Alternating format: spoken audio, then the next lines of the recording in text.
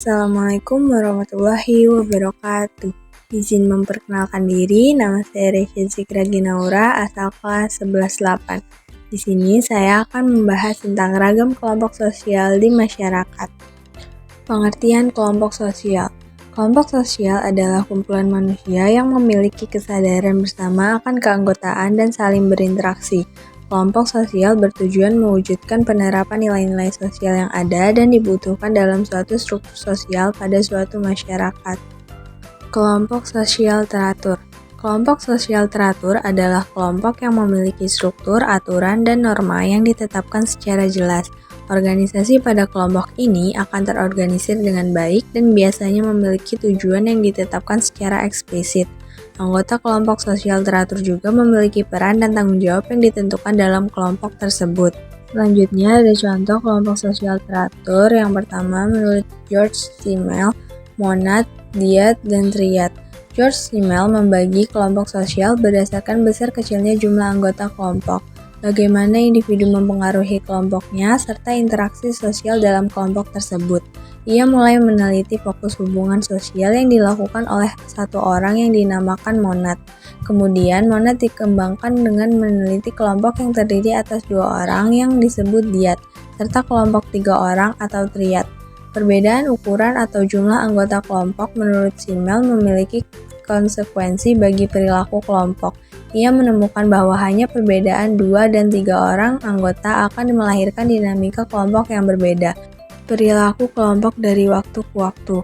Contohnya saat satu orang makan sendirian akan berubah saat ada satu orang yang menemani. Mereka akan terlibat pembicaraan 2 arah. Yang kedua, Durkheim, solidaritas mekanik dan solidaritas organik.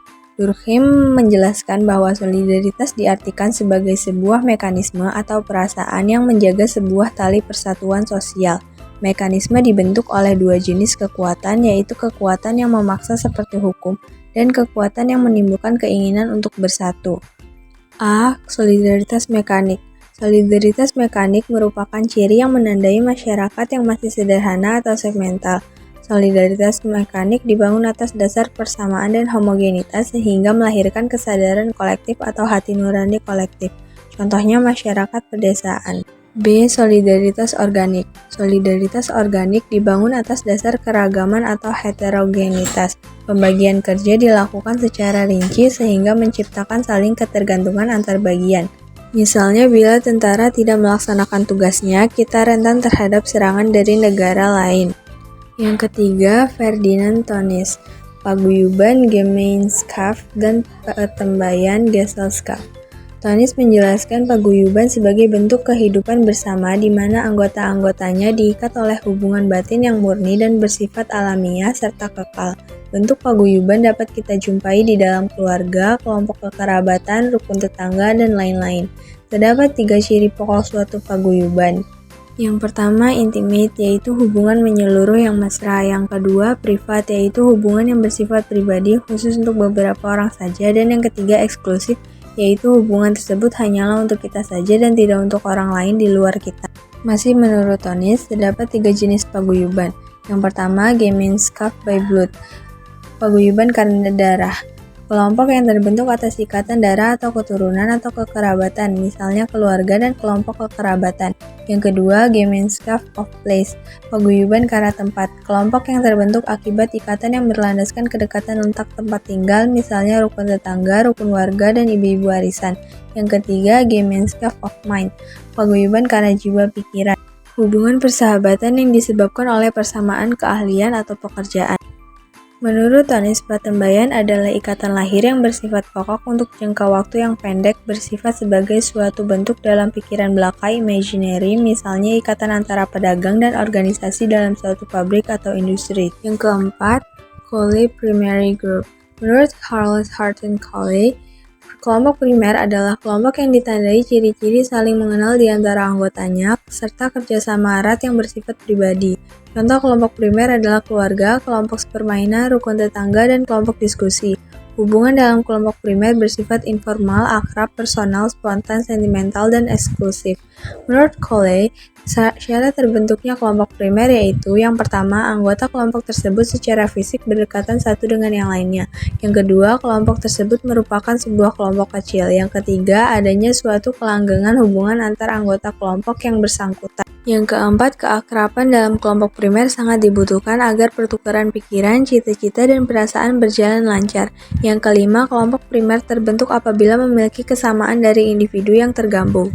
Kelompok primer harus terbebas dari unsur-unsur kontrak, ekonomi, politik, ataupun hubungan kerja. Menurut Sukanto, kelompok sekunder merupakan kelompok yang terdiri atas banyak orang. Sifat hubungannya tidak berdasarkan pengenalan secara pribadi dan juga tidak langgeng. Kelompok ini berkumpul hanya berdasarkan kepentingan yang sama, contohnya orang yang melakukan jual beli di pasar. 5. Sumner, in-group dan out-group. Menurut W.J. Sumner, dalam masyarakat muncul diferensiasi antara kelompok kita atau kelompok dalam dan kelompok orang lain atau kelompok luar. A. In-group atau kelompok dalam adalah kelompok sosial yang dijadikan tempat oleh individu untuk mengidentifikasi dirinya dengan kelompoknya. B. Out-group atau kelompok luar merupakan kelompok sosial yang oleh individunya diartikan sebagai lawan atau kelompok di luar kelompok in-group. Pada in-group akan dijumpai kehidupan yang penuh persahabatan, kerjasama, keteraturan, dan kedamaian, sedangkan pada out-group akan muncul kebencian, permusuhan, sampai menyulut peperangan. Contoh nyata kejadian ini adalah perilaku tawuran di beberapa kelompok masyarakat. 6. Merton, membership group dan reference group. Menurut Robert K. Merton, membership group merupakan kelompok di mana setiap orang secara fisik menjadi anggota kelompok tersebut, contohnya keluarga, suku bangsa, sekolah, dan negara. Sedangkan reference group merupakan satuan sosial yang menjadi acuan bagi seseorang untuk membentuk pribadi dan perilakunya, contohnya komunitas pedagang, organisasi politik, dan organisasi massa. Terdapat dua tipe umum reference group, yaitu yang pertama, tipe normatif, adalah tipe yang menjadikan kelompok acuan sebagai sumber nilai dan norma. Contohnya, umat muslim akan merasa yakin mengonsumsi makanan yang berlabel halal sehingga mereka tidak perlu memeriksa lagi kehalalan produk tersebut. Yang kedua, tipe perbandingan, menjadikan kelompok acuan sebagai perbandingan untuk menentukan kedudukan dan sikap seseorang. Yang ketujuh, Max Weber, formal group dan informal group. Kelompok formal adalah kelompok yang mempunyai peraturan yang tegas dan dengan sengaja diciptakan oleh anggotanya untuk mengatur hubungan di antara anggotanya. Dalam kelompok formal akan ditentukan tata tertib, organisasi, program kerja, dan struktur organisasi. Contohnya OSIS, PMR, dan Paskibra. Kelompok informal adalah kelompok yang tidak memiliki peraturan dan struktur organisasi sehingga bersifat tidak resmi. Jenis kelompok ini terbentuk atas kesepakatan sosial karena pertemuan yang berulang dengan didasari kepentingan dan pengalaman bersama. Contohnya taman bermain dan kelompok belajar. 8. Kelompok okupasional dan volunteer. Menurut Sukanto, kelompok okupasional yaitu kelompok orang yang melakukan pekerjaan sejenis. Kelompok ini terbentuk pada masyarakat heterogen dengan sistem pembagian kerja yang didasarkan pada pengkhususan atau spesialisasi. Contohnya Ikatan Akuntan Indonesia dan Ikatan Dokter Indonesia. Kelompok volunteer merupakan kumpulan orang yang mempunyai kepentingan yang sama namun tidak mendapatkan perhatian masyarakat. Dasar terbentuknya kelompok volunteer mencakup kebutuhan pangan, sandang dan papan, harga diri, potensi diri, serta kasih sayang.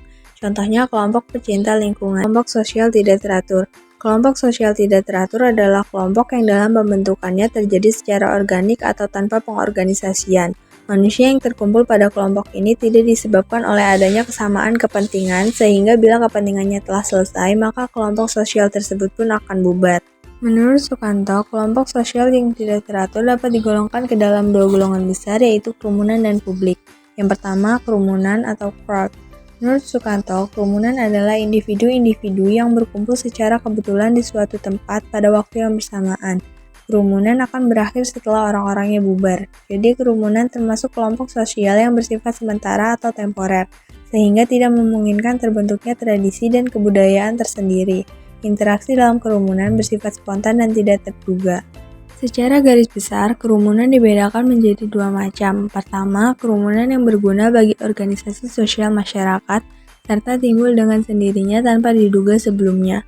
Kedua, kerumunan yang dikendalikan oleh keinginan pribadi. Berdasarkan hal itu, Kingsley Davis mengemukakan bentuk-bentuk umum kerumunan sebagai berikut. Yang pertama, kerumunan yang berartikulasi dengan struktur sosial.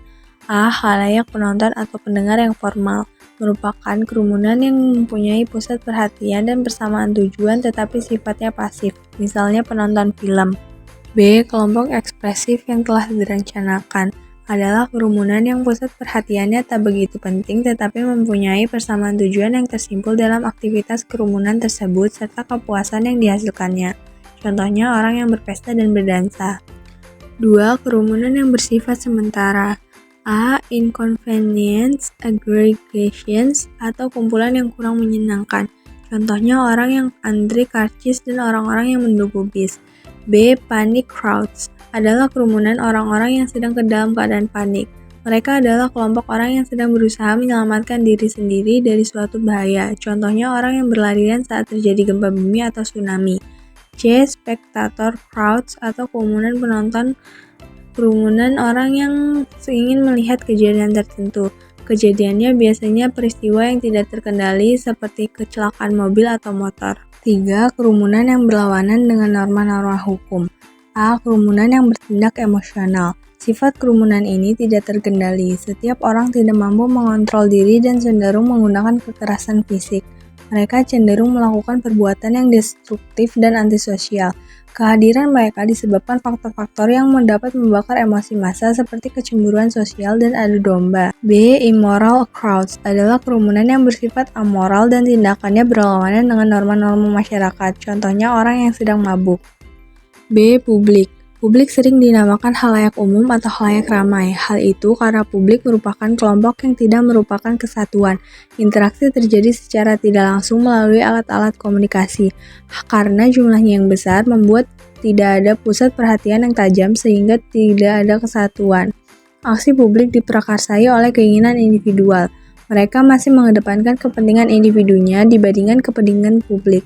Mengumpulkan publik dapat dilakukan dengan menggandeng nilai-nilai sosial atau tradisi masyarakat yang bersangkutan. Kesimpulannya, kelompok sosial adalah kumpulan manusia yang hidup bersama dan saling berinteraksi, serta memiliki kesadaran akan keanggotaannya. Kelompok sosial terbentuk karena adanya hubungan timbal balik yang saling mempengaruhi dan kesadaran untuk saling menolong. Tujuan dari pembentukan sosial adalah untuk mewujudkan penerapan nilai-nilai sosial yang dibutuhkan dalam suatu struktur sosial di masyarakat. Kelompok sosial dibagi menjadi dua, yaitu kelompok sosial teratur dan kelompok sosial tidak teratur. Sekian penjelasan dari saya akhiri. Wassalamualaikum warahmatullahi wabarakatuh.